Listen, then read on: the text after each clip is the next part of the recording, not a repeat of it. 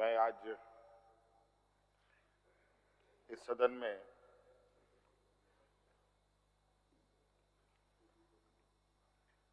आदरणीय चंपई सोरेन जी के विश्वास मत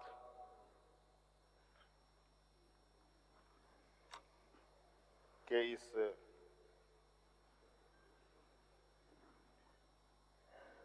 अभ्यास का हिस्सा बन रहा हूं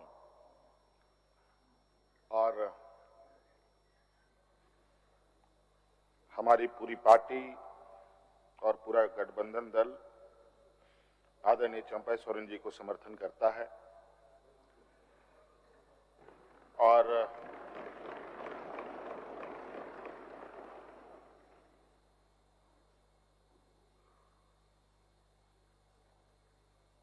मैं कहना चाहूंगा 31 जनवरी की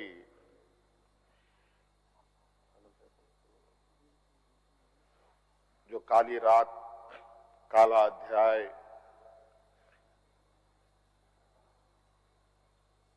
देश के लोकतंत्र में नए तरीके से जुड़ा है।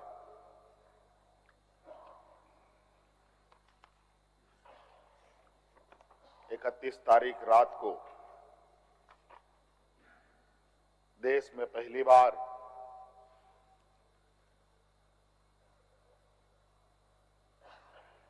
किसी मुख्यमंत्री का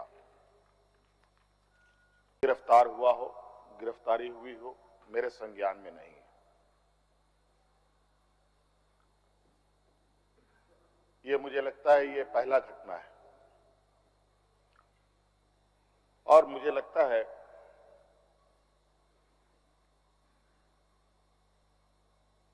इस घटना को अंजाम देने में कहीं ना कहीं राजभवन भी शामिल रहा है।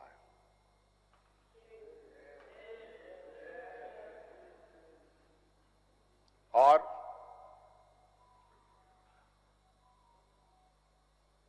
जिस तरीके से ये घटना घटित हुई है,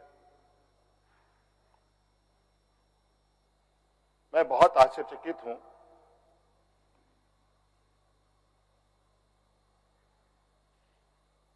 इसलिए कि मैं एक आदिवासी वर्ग से आता हूं। नियम, कायदे, कानून की जानकारी का थोड़ा अभाव रहता है। बौद्धिक क्षमताएं अभी हमारे विपक्ष के बराबर हम लोगों की नहीं है, लेकिन सही गलत की समझ तो हर इंसान भी रखता है, हर जानवर भी रखता है।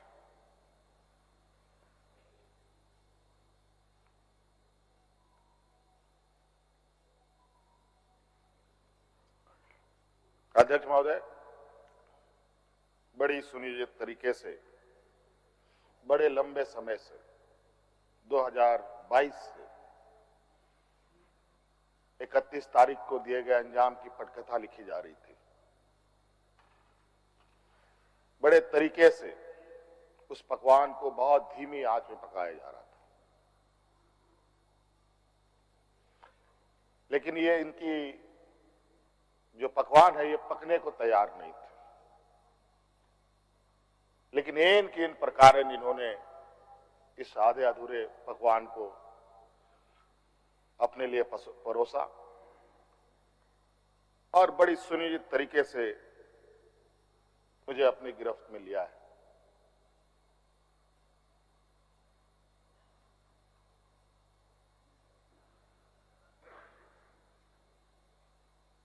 और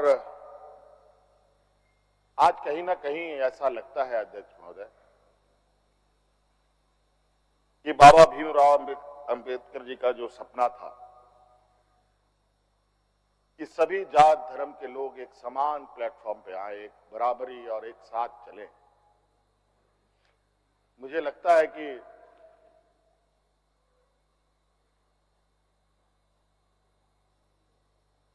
जिस तरीके से बाबा भीमराव अंबेडकर जी को भी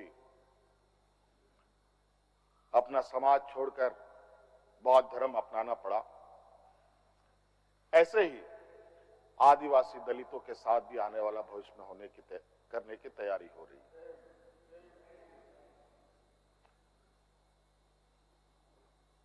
बड़ा सुनियोजित तरीके से अनेकों कालखंड को देखेंगे अध्यक्ष महोदय, जो इन आदिवासी, दलित, पिछड़े, अल्पसंख्यक के ऊपर अत्याचार हुए हैं, वो अत्याचार अध्यक्ष महोदय नए नए चेहरे, नए नए शक्ल, नए नए रूप में दिखते रहे हैं। आज उसी का जीता जागता उदाहरण 31 जनवरी को देखने को मिला है।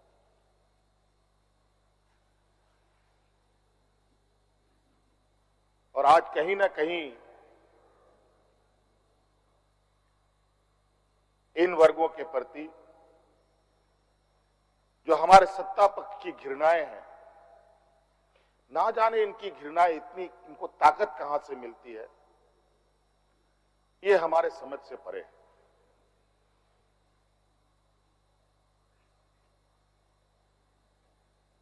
इतनी घृणा, इतना द्वेष का के प्रति इनका आदिवासी दलितों के प्रति कि आपको इससे अंदाजा होगा कि इन्हीं के पाले हुए तंत्र ये कहते शर्माते नहीं कि जंगल में थे तो जंगल में ही इनको रहना चाहिए। हम जंगल से बाहर आ गए, इनके बराबर बढ़ गए तो इनके कपड़े मैले होने लगते। ये हमें अछूत दिखते हैं।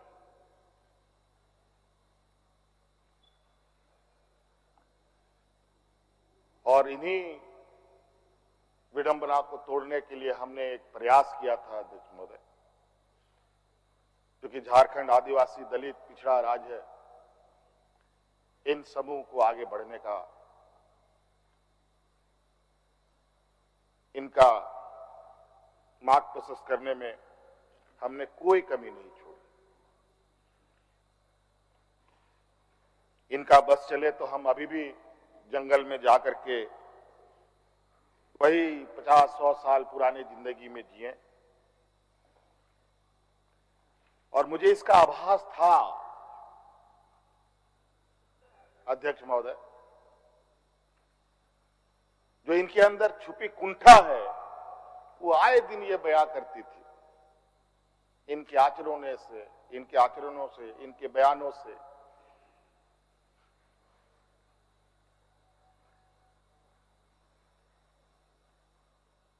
लेकिन हमने हार नहीं मानी है अध्यक्ष महोदय। इनको लगता है कि मुझे जेल के सलाखों के अंदर डालकर ये अपने मंसूबे में सफल हो जाएंगे। ये झारखंड है अध्यक्ष महोदय,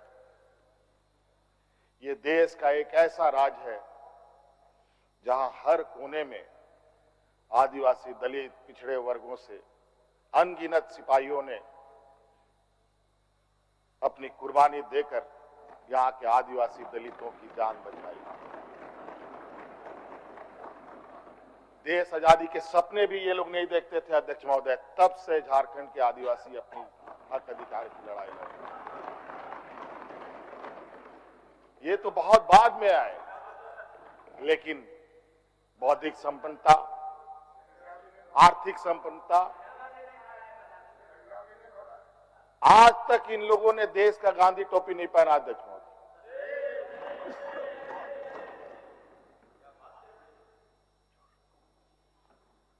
अध्यक्ष महोदय, ईडी, सीबीआई, इनकम टैक्स, जिनको देश के विशेष और काफी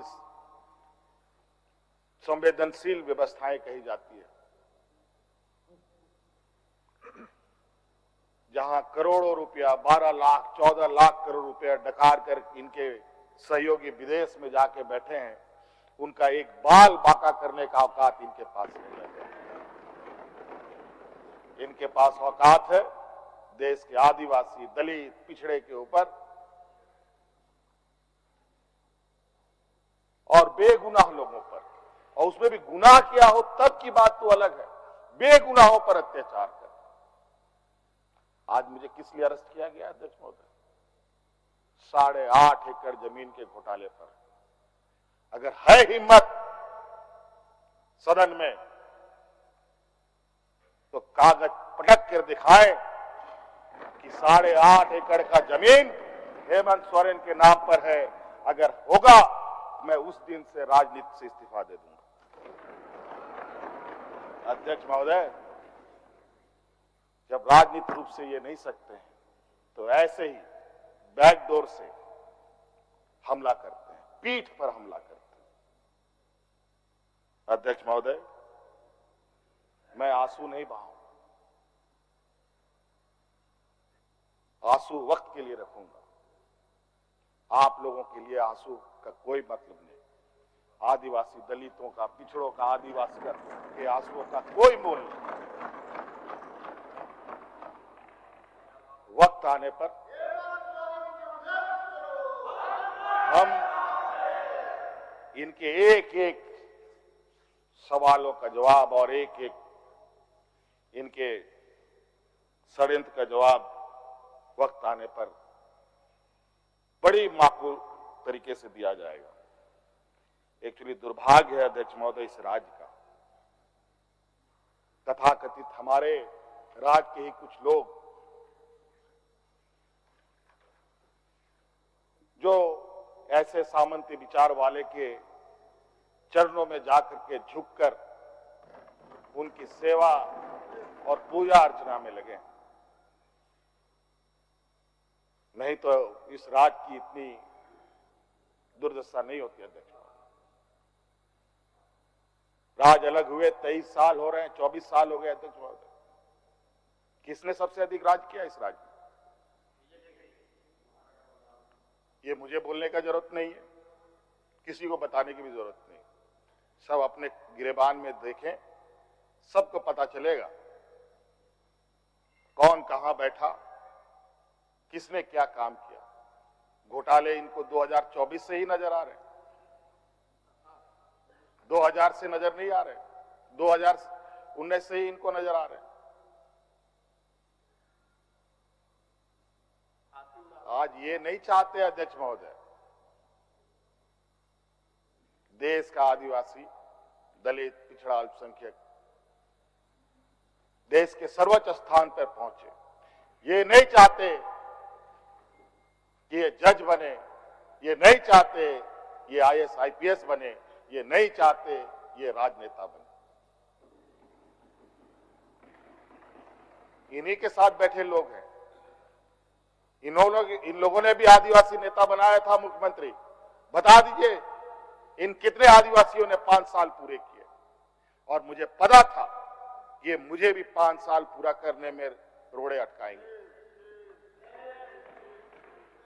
और नतीजा ये हुआ, आखिरी सांस तक कुछ भी करो 5 साल पूरा नहीं होना चाहिए, रिकॉर्ड में नहीं लिखना चाहिए, रजिस्टर में नाम नहीं आना चाहिए।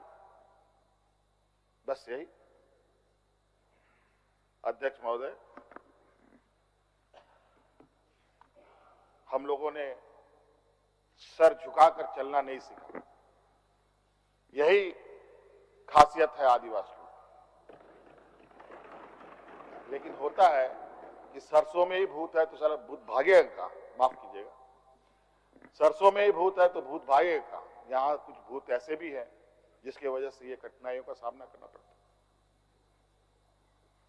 बहुत प्रयास हुआ, जब जब हम लोगों ने अलग राज्य का परिकल्पना किया तब भी इन लोगों ने हंसी उड़ाई कि आदिवासी लोग अलग राज लेगा। जब हम सत्ता में आए, आदिवासी सत्ता चला पाएगा, कुछ दिनों में गिर जाएगा। मैं हवाई जहाजों में चलता था अध्यक्ष महोदय, उसमें भी इनको तकलीफ। मैं 5 स्टार होटलों में रुकता था, उसमें भी इनको तकलीफ। मैं BMW कार में घूमता हूं, उसमें भी इनको तकलीफ।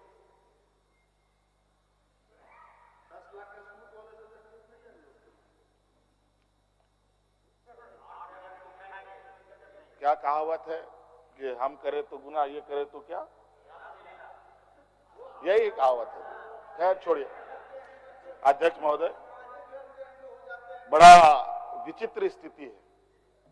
अब जो स्थिति दिखाई दे रहा है अध्यक्ष महोदय, कुल मिलाकर झारखंड के परिप्रेक्ष्य के अलावा पूरे देश के पैमाने में अब आदिवासी, दलित, पिछड़ा अल्पसंख्यक सुरक्षित नहीं। विशेषकर झारखंड में तो यहां के खनिज संपदाओं को, जो वर्षों से इस पर लोगों की गिद्ध नजर है और आगे भी रहेगी। ये तो हम थे अध्यक्ष महोदय, ये बहुत फूक फूक करके उनको आगे बढ़ना पड़ता था। ये खुला दरवाजे की आदि हो चुके हैं। इनको कोई रोक टोक नहीं कर सकता। जो इनके सामने आएगा वो इसी तरीके के अंजाम से उसको गुजरना पड़ेगा। और इनको लगता है ऐसे अंजाम देने से झारखंड के लोग घबरा जाएंगे। ये आप लोगों की बहुत बड़ी भूल है, और इतनी बड़ी ये भूल होगी जो झारखंड का इतिहास आपको कभी माफ नहीं करेगा। अध्यक्ष महोदय,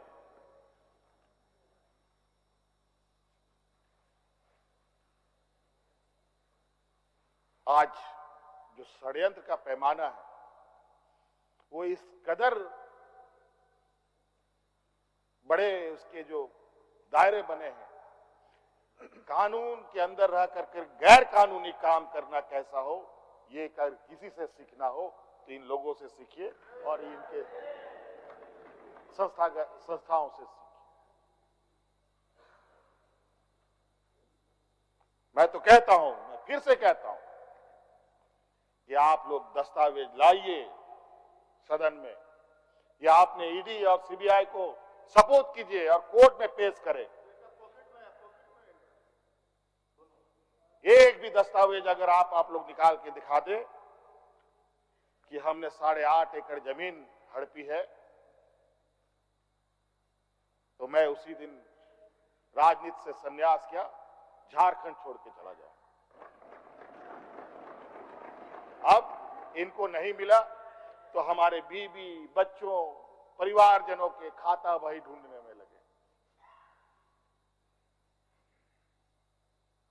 ये पैसा कहां से आया, वो पैसा कहां से आया, ये आया, वो आया। अध्यक्ष महोदय, असमानताएं देखिए इसी सदन के अंदर। जो सरकार के द्वारा उपलब्ध कराए जा रहे ऋण, जो यहाँ के आदिवासी विधायकों को कितने वर्षों के लिए मिलता है और गैर आदिवासियों को कितने सालों के लिए मिलता है।